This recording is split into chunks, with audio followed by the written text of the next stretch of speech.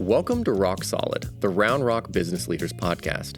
Join your host, Bryan Eisenberg, as he explores the journeys of entrepreneurs and companies across Round Rock, Texas. From startups and nonprofits to large organizations, each guest shares their passion for doing business in this thriving community. Let's dive in. Welcome to Rock Solid. I'm Bryan Eisenberg, and I'm here with Julie Lessiter, the Vice President of Texas State University Round Rock campus. Pleasure to have you. I want to jump right into the fact that yesterday we spent the day together on campus for the Round Rock Chamber's Startup Day and Pitch Competition. And I'd love your take on it after, hosting it now for 2 years, but what you saw between last year and this year and just the whole experience. Well, thank you for having me here, Bryan. It's such an honor to be here. But yes, the pitch day and the entire startup day with collaboration from the Round Rock Chamber. Wow, what a great event. I love having that many people on our campus. And I think you were probably there in the morning when I asked, how many of you is this your first time on our campus? And the majority of people in the room put their hands up. And just being able to have the community be able to come to our campus and see the amazing facilities we have. And then, of course, me being able to give that 5-minute pitch of here's who we are and what we do and why we do it is really great. But for me, there's this really interesting and impactful intersection between higher education, entrepreneurship, and then how we work together and collaborate to provide our areas of expertise in higher education, along with those curious minds, people who are doing great things to solve everyday problems, or even some of them were problems I was like, wow, I don't even understand what these people are talking about, but I'm sure this is incredibly important. Nanotechnology, like that was, it was great. And just being able to have a central place where people from the community feel comfortable coming to our campus, tapping into the resources, because we have a lot of faculty with PhD expertise who, if you're struggling with a problem, we're there, we're here to serve this community. And just being able to collaborate with the Chamber is just, to me, one of the most exciting things we can do to build that entrepreneurial ecosystem right here in Central Texas, Williamson County, and specifically Round Rock. And there's a big initiative that you're working on with the Chamber now, right? This incubator. Tell us a little bit more about that. Yep. So that's still in the planning and development phase. But when you look about how a community grows and brings the startups and the companies to our community itself, there's a lot of life sciences, small startups beginning to emerge out of Central Texas. And there's a lot of space in Austin, but if you're a early career startup company, you can't always afford that rent that's there in Austin. So looking at how we expand that ecosystem in Central Texas, Texas State, again, we have that expertise from our faculty and our research partners. So being able to collaborate with Round Rock and put that incubator on our campus, bring all of those bright minds together and have some creativity there, I think will attract a lot of business to this region and will help elevate the research that we're able to do and the people that we can serve. Rock Solid is produced and recorded at Round Rock Studio. Located right here in Round Rock, our state-of-the-art studio is built for podcasters and creatives alike. We offer multiple professionally designed podcast sets, top-notch recording gear, and a full photography studio ready for any project. Whether you're launching a new podcast or upgrading your existing one, we can help with multi-camera recording, editing, and everything you need for success. Record with us at Round Rock Studio, your local podcasting partner. Now, I imagine a lot of listeners listening may not even be aware that Texas State had a campus here. Or if they knew that there was a campus, maybe they heard there's a nursing program. Can you talk to us about what's going on in the campus, the type of programs you're offering and all of that? Absolutely. So when I came to the Round Rock campus, it was about 18 months ago, I did what I would call a SWOT analysis. And of course, everyone can roll their eyes on that one. But just looking at educational opportunities in the region. And of note, from North Austin to South Dallas, there is no other 4-year public freshman through doctoral programs with a campus available to students in the region. So think about students from Liberty Hill, Leander, Rockdale. If they don't get into UT or A&M, or want to take the massive expense of some of the private universities. Right, that there's are many here. private institutions. Very expensive private universities. Yep. Looking at the opportunity there, I said, where are they going to go? Yeah. And are they going to have to drive through Austin to get to the San Marcos campus? That traffic, that might be the elephant in the room. That's right.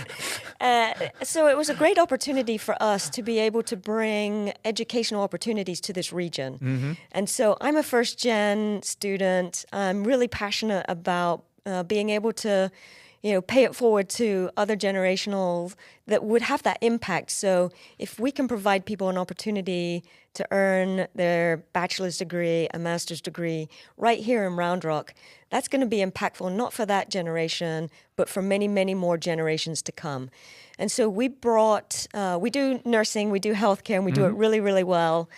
But in addition to that, we thought it was incredibly important to admit freshmen, which we did for the first time in fall of 2024. We also now have 18 undergraduate programs that you can start and finish at the Round Rock campus with some online classes as well. And we also have 11 graduate programs. And so in addition to the healthcare, we have a whole suite of business programs. Entrepreneurship. We have computer science, which is a really strong program for us. And then psychology, social work, education, the things that really serve our community for the people that are working here. And then, of course, at our graduate level, we have our data analytics, we have our healthcare, we have our counseling program. We have 2 doctoral programs, one being a physical therapy degree, the other is in educational leadership.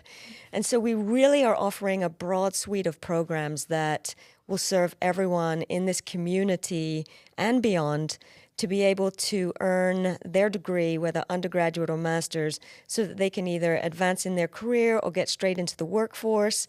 And for me, that's really important to be able to help elevate this community, to be as educated as possible and provide opportunities. You've got great community colleges here with ACC.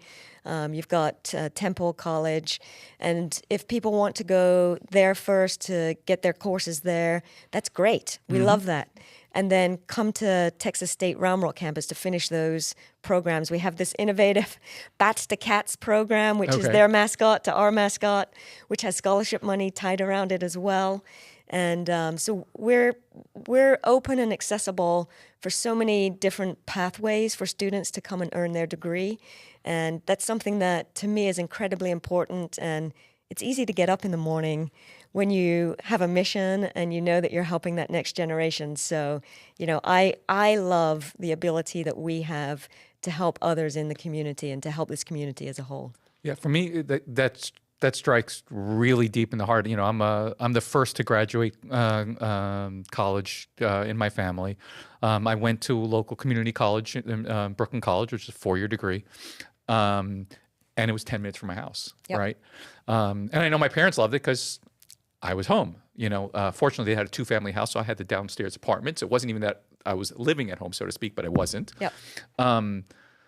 But as we've talked to other guests, they want to have a community where their kids can stay here, their grandkids can stay here and benefit, because there is so much that this community offers. And the fact that we now have this kind of programming, that's pretty incredible. Yeah, to me, that was so important when I looked at, where are these students able to further their education and being able to do it at the Round Rock campus. We're building a brand new building. We're excited about the growth. Williamson County is one of the fastest growing counties in the region. And so, more people are moving here. So that's really important for us to be able to open up those avenues and be accessible for students. One of the things I really appreciate with the time I've spent with you is you also have a kind of a different approach to education. It's not education for the education's sake. It's really about getting people prepared for the workforce. And again, we can talk about the elephant in the room, but that a lot of education today seems to be not connected to the world's reality. Why is that such a passion for you? And can you give some examples of how you're making that reality? Absolutely. So I always say, I think about things differently than other people, but we don't tell our story well in higher education. And we look at things from the inside out, whereas I look at things more from the outside in. Love that. So what is it that parents want? What is it that students want? And, case in point, typically in higher education, we advertise degree programs. So come to Texas State and be a psychology major or a management major. And from my perspective, having been a first-generation college student, I'm like, what do I do with that? Yeah. And so I think it's relatable for me to know what the public are thinking, like, what can I do with this degree?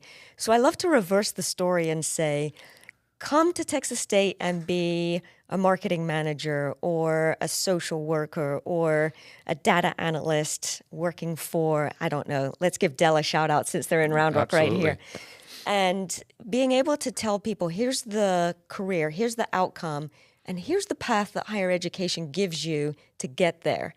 And so for me, just really reversing the narrative and starting with the outcome and working through that pathway, how much is it going to cost? We're famous in higher education for advertising a cost, but then there's so many scholarships that we give to students and that are available to students that we don't tell them about on the front end. And so we list a cost to go to an institution, whereas what students are actually paying to go is very different. So I think, just as a whole in our industry, we have to start thinking about how we tell our story and what is important to the people who are coming in our doors. Language. Yeah, no, I mean, I love this stuff. So, it's what do people want? And how do we make sure that, we're still offering academic excellence, we're still making sure that we're teaching them things that are current and relevant, we're working with our industry partners because technology is changing the game of what the workforce looks like so quickly that we have to have that interaction with industry to know that what we're doing also is making sure that our students are prepared to go out into the workforce. And so just really opening up our doors, inviting people in, asking, the relevant questions. What is it that you want? What is it that's important to you? So that we can make sure that, at the end of the day, the product that we're putting out there is meaningful and of value to the people who are looking to come in. You mentioned things are changing really fast, and we talked earlier just about AI and the impact that AI is having, not only on education. I feel bad for all English teachers today, for sure.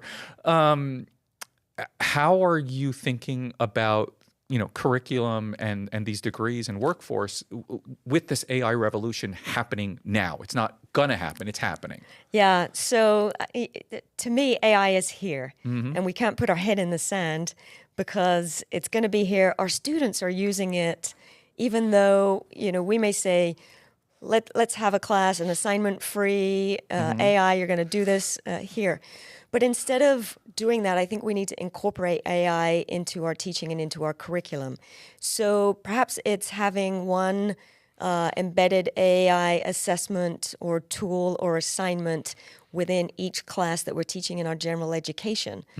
How do we make sure that our students are using prompt engineering properly? How do we make sure that they are understanding that it's more of that augmented intelligence, that we're teaching them to use AI and then critically think through the outcome that AI gives us, the ethical bias from these AI models. So I always joke that, and maybe it's not a joke, that the liberal arts are making a comeback. We've been so focused on STEM as a nation for the last, 10, 15 years, that now critical thinking, logic, understanding ethics, that all is so incredibly important. And I think that's what higher education at its core does, that teaches our students how to think and then also give them the tools to be ready to go straight into that workforce and be a productive member of whatever industry they decide to enter. Now, you came to your original college background came as in athletics, right? You had a tennis scholarship. You were a runner as well, 3-sport athlete, if I'm not mistaken. Yeah, yeah. And Texas State is known for some of their athletics. Will we be seeing athletics here at the Round Rock campus as well? Is that part of the plan? Well, Round Rock, so I always say Texas State University is one university, 2 campuses. Okay. And we're actually broadening our accessibility out into some community colleges in Dallas and Houston and San Antonio. So our footprint is expanding. But our 2 largest campuses are, of course, the San Marcos campus and the Round Rock campus. So athletics will be staying at the San Marcos campus. What we do at the Round Rock campus is help our students experience that fabulous San Marcos. You've got the river running through it. They've got great events, homecoming events down there. So we frequently take buses for our students so they can experience that as well if that's what they want to do. But many of our students are more focused on their workforce outcomes, and they may be working a job, taking care of their child, taking care of a parent. There's so many things that life gets in the way of education. So instead of that traditional residential model, we don't have housing. So students can live at home. They can live in one of the apartment complexes right close to campus. And of course, we have great student life as well. We have a lot of student organizations. My favorite one is when we had the therapy dogs on campus last week, right around finals. I love that. But we have our campus, our culture, but then we also have the availability and opportunity for our students to go down and engage in some of the things that they do at the San Marcos campus too. So to me, it's a great blend of this culture and you get to have the San Marcos culture as well. Awesome. And I mean, there's obviously a lot of Texas State graduates in the area. Is there things that you're doing to make sure they're aware of the campus and can participate in that culture? Absolutely. And I love this question because everywhere I go, someone tells me they're a Bobcat. And I'm like, oh my gosh, we're everywhere. And so I always have them do that States Up sign and get a picture with them. But we do several things for our alumni throughout the year. So right now we're in the planning stage for this upcoming year, but I know we're going to have a baseball game at the Dell Diamond this summer. We have watch parties for the football games in the fall. We actually have a tailgate out at the Round Rock campus. Last year we had a chili cook-off as well, which is serious business. I didn't realize it's very how serious yeah. it was until they showed me all the rules, and I was like, oh, I thought we were just going to taste some chili. They're like, no, this is a serious competition. But it was great. We had a turnout of about 200-300 people. In the spring, where we had an alumni night to be able to see the master plan for our campus and for the San Marcos campus. So we have a lot of events that we're trying to engage our alumni in right here in the Round Rock area. I think we have 10,000 Bobcats in this region. Wow. So, don't feel lost. Don't feel that you don't have any connection. They have a second home now. Absolutely, a second home. And, I love giving tours of the Round Rock campus because you were out there yesterday. It's absolutely beautiful. So, I always say, don't be a stranger. Come on by. Doors are always open. And, we're here for you, whether that's you're looking at getting a different degree, a second degree, or your master's degree, or you just want to come and see what the Round Rock campus is all about. Now, I know you also give to the community. You have several clinics that you do for the clinic for the community. Can you talk about? I know it's like a hearing clinic, a sleep clinic. Yeah, tell me more, please. Yeah, absolutely. When I first got a tour of the Round Rock campus, I was like, oh my gosh, this building or the buildings that are there, they're so beautiful and they're new and they're fresh and they're clean. And they said, oh yeah, well, we actually host some clinics here as well through our healthcare programs. I was like, oh, tell me more. And so you're absolutely on point. We have a PT clinic. We have a speech audiology clinic. We work with one of the local hospitals in town for sleep testing clinic. And then that's a really interesting one because I thought it was people with perhaps sleep apnea that would go. And they said, no, we do a lot of children. I said, oh my gosh, I had this terrible moment thinking that children couldn't sleep and, was this nightmares? Or they said, no, before you have your tonsils taken out, you have to have a sleep study. I was like, who knew? So, we learn new things for me every day about, how we help serve our community, the partnerships that we have. And so, we run these clinics. They're very affordable, and we're right here in town to help serve the people of this community. If someone wanted to learn more just even about the clinics, where would they go to learn about the clinics? So if you go to the Texas State Round Rock campus and look under the About Us, we have some clinic information right there, and then they can reach out to each individual clinic. Okay, awesome, because I think that's an interesting thing, and another resource that a lot of people probably have no idea is available, that this is an affordable option for them. You've got a big elephant-sized goal. Yes. Of getting 10,000 students on campus. How are we going to do that? Because it sounds all good. How do we do it? Yeah, absolutely. Every day, I'm a data person who loves to lose themselves in Excel spreadsheets. So every day I'm running numbers and just looking at possibilities, and from every different angle, and we talk about in higher education, I'm sure it's the same in marketing, how do we push people through a funnel? So looking even at this fall, we've had over 2,000 applications for new students to come to the Round Rock campus. Wow. So the word is getting out about the Round Rock campus. I love the opportunity to come and talk. This is a great podcast to make people aware of what we do. But just through digital marketing, through creating awareness, I'm creating an ambassadors group for people. Something as simple as a T-shirt that says, ask me about Texas State Round Rock, for our great brand ambassadors out in the community, just to create that awareness so that people in this region know about us and the opportunities that we offer, but also adding new academic degree programs. So coming up next fall, we will have an aviation program. Wow. Yeah, no, exciting, right? In collaboration with the Georgetown Airport, we're adding a supply chain logistics program. We have our BS in health sciences program. That's for people who are like, I want to go into the medical field, but I'm not quite sure. That was my original degree. Yep, which field I want to go into.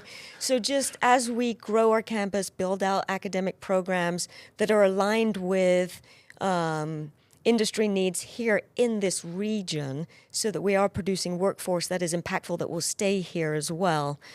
So it's really exciting times to be able to see the growth, the impact that we're having, and the opportunities that we're providing, not just on the front end for students coming into us and taking advantage of our opportunities, but those then going out into the careers and helping with the workforce needs right here in Central Texas. So we're going to kind of wrap up, but I'm very curious, when you're not on campus, what's some of your favorite places to hit around town?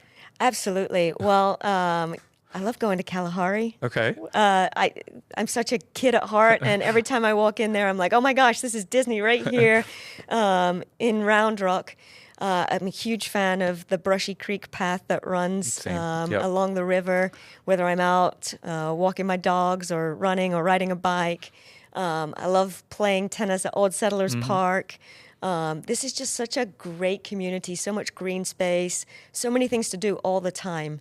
And I'm a really outdoors human, and I live in one of the most fabulous places to be able to do that. Awesome. If people want to ask you some questions, connect with you, what's the best way to reach out to you? Yeah, absolutely. LinkedIn is probably the easiest way to find me. Just make sure you spell my last name right. People always like Julie Lessiter, and I'm like, well, Lessiter with an E, so it's Lessiter. So LinkedIn, you can find me. Just Google me. You can find me. Always happy to meet new people and tell them the story. Yeah, tour the campus. It's one of my favorite things to do. Awesome. Thank you so much, Julie. Pleasure is all mine. Thank you so much, Bryan.